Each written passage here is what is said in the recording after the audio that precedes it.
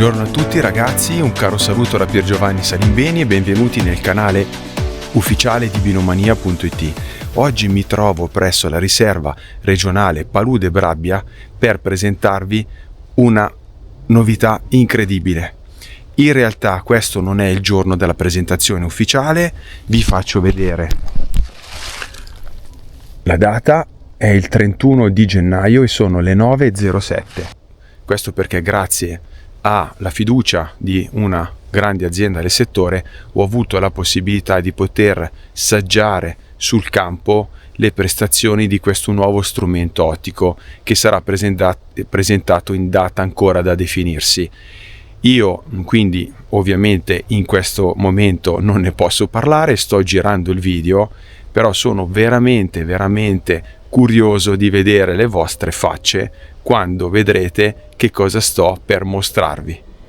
Siete pronti? Eccolo qua ragazzi, il nuovissimo telescopio compatto della Zeiss, si chiama Zeiss Conquest APIA 65.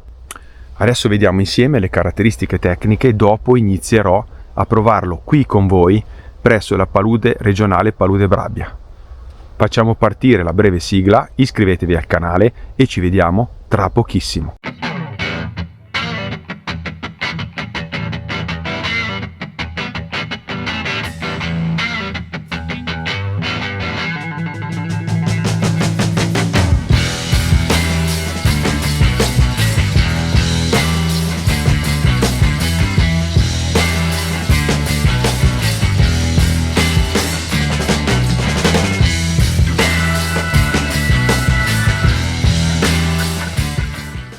Vorrei iniziare il video comunque ringraziando come sempre la dottoressa Barbara Ravasio della Riserva Naturale perché mi ha dato la possibilità, visto che dovevo compiere questo test in estrema riservatezza, di avere una area dove le persone non accedono normalmente. Quindi attualmente sto anche parlando piano perché mi trovo nella zona integrale dell'Oasi, vicino alla torretta di avvistamento e vicino al capanno. Quindi ho le possibilità di fare le mie foto, ho le possibilità di fare le prime prove mantenendo la completa segretezza. Adesso vi voglio citare le caratteristiche meramente tecniche. La caratteristica principale, come potete vedere, è la compattezza. Di fatto io ho cercato di dare una spiegazione al nome APIA perché secondo me deriva dal latino, è un evocativo, quindi deriva da apis e potrebbe voler dire forse leggero come un'ape. Non lo so perché oltre comunque al mero libretto con i dati tecnici non ho avuto altre novità. Zeiss ha proprio voluto lasciarmi all'oscuro per consentirmi di verificare le impostazioni.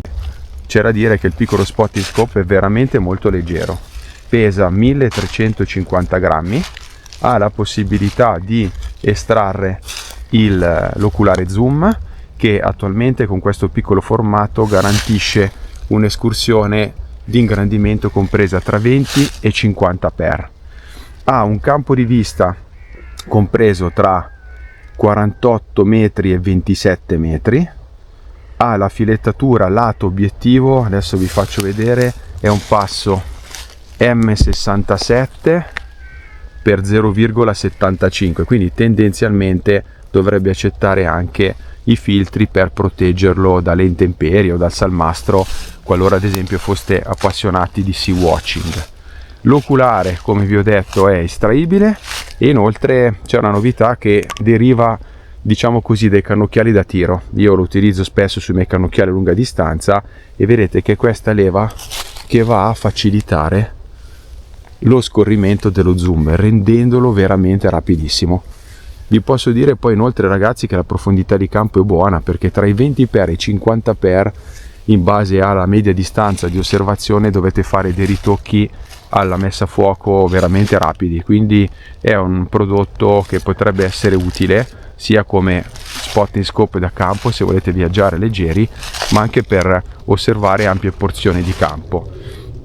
Per quanto riguarda invece la trasmissione della luce, Zeiss dichiara un 87% e abbiamo un diametro della pupilla di uscita che a bassi ingrandimenti di 3,2 e arriva a 1,250x. È ovviamente riempito in azoto e ben impermeabilizzato, guardate comunque la costruzione meccanica ed è in grado di resistere a temperature di esercizio comprese tra i meno 25 e più 50 gradi. È piccolissimo, 168 x 78 x 299 mm, quindi stiamo parlando praticamente, guardate qua, di circa 30 cm.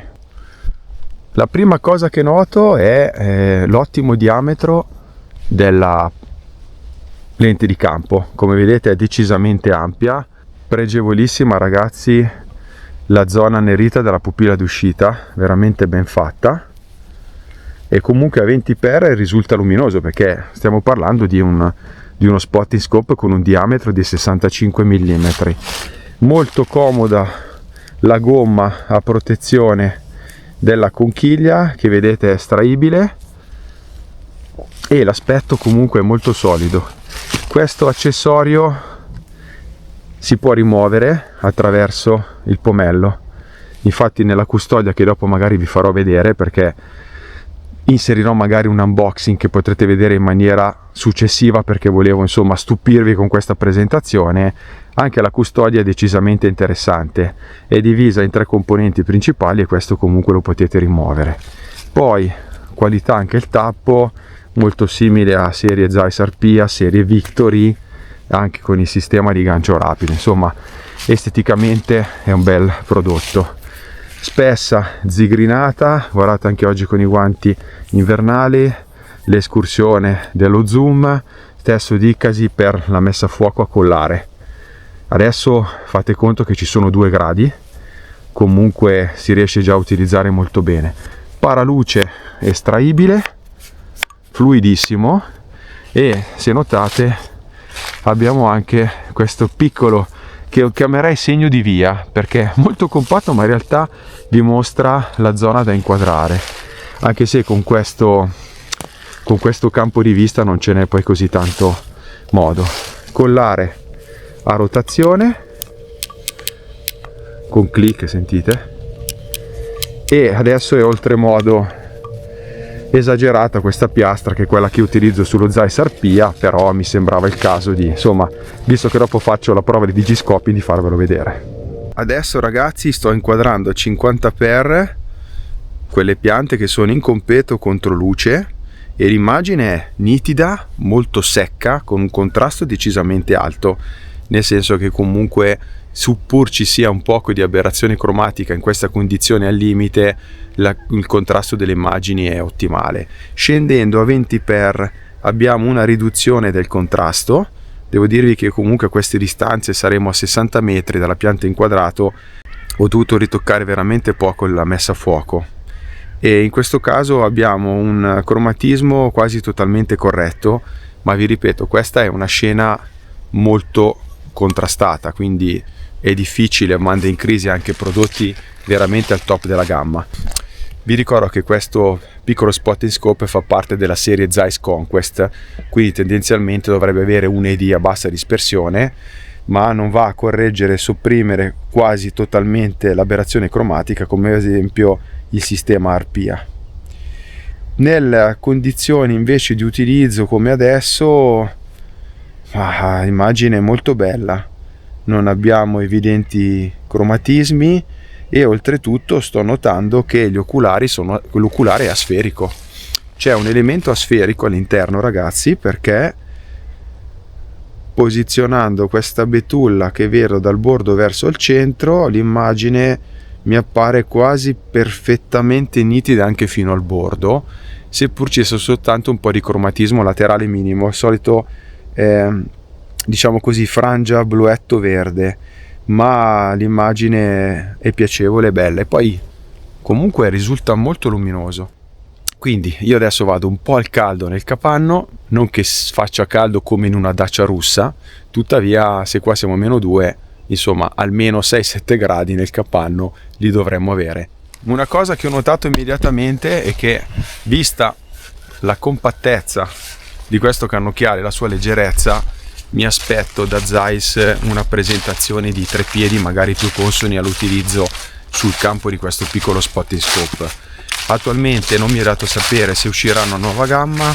Questo è il vecchio trepiede che era in dotazione, comunque la serie Zeiss Arpia, che è ancora sul mercato, è la serie Gavia, e quindi il piccolo Apia o Apia, e va a insinuarsi all'interno di una fetta di mercato dove io non so ancora il prezzo, però tendenzialmente, essendo un Conquest, dovrebbe avere un prezzo molto abbordabile, confacente per tantissimi appassionati, e una compattezza che è una via di mezzo tra la luminosità concessa da 65 mm e comunque questa possibilità e poliedricità di avere anche un oculare zoom a sgancio rapido, che magari potrebbe presagire la preparazione poi di ulteriori accessori come oculari fissi o adattatori migliori per fotografia reflex e così via. Andiamo nel capanno.